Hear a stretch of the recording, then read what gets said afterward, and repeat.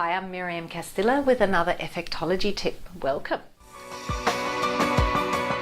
So, are you somebody who sets goals? I used to set goals. I used to do the whole SMART goals thing. And then in fact, when I wrote my book, I changed them. I changed SMART goals to MATES goals because I didn't like the word realistic. Realistic to me was about, making sure that you really think you can achieve this thing. Doing a bit of a reality check, which immediately restricts you from believing that those infinite possibilities are actual probabilities for you. So that wasn't very helpful, which is why I changed realistic to exciting when I wrote my book and spun the acronym around to make them MATES goals, which seemed very Australian as well, so it all worked out really well. But I've actually moved on from there, and I don't really set goals like that at all anymore. I do have some main goals, like some really big umbrella goals, and they're sort of around the main areas of my life: relationships, business, finance, that sort of thing. But they're quite broad goals because I want to leave scope for all the magic to unfold within those broader goals. And those goals really are about how I want to feel at the end of it all.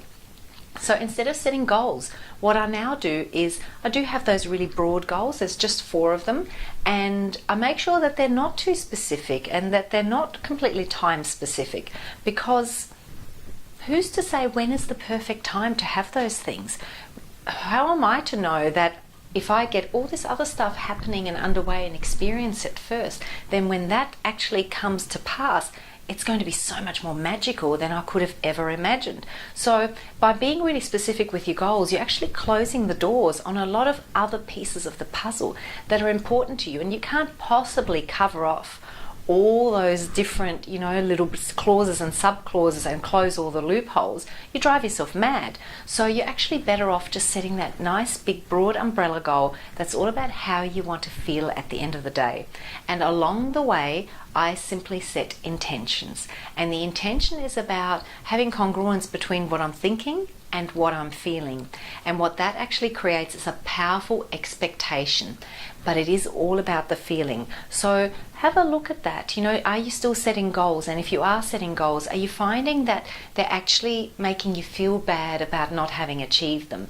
Because I can tell you, if that's what's happening, they're not helping you at all. You're better off having no goals and just making yourself happy all the time.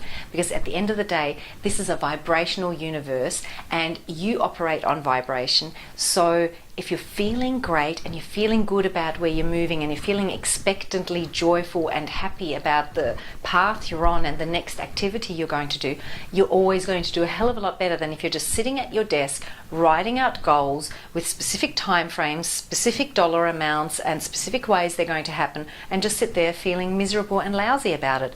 That's not going to help anyone. So I'm going to leave it there. That's my little rant for the day. It was meant to be an Effectology tip. It turned into a rant, but I'm sure it's really helpful because it's really, really important. So take that on board, really reevaluate how you do that, and start looking into intention setting rather than goal setting. It's super powerful. Actually, just search it on my blog because I've probably done about 3 or 4 different blogs and videos around intention.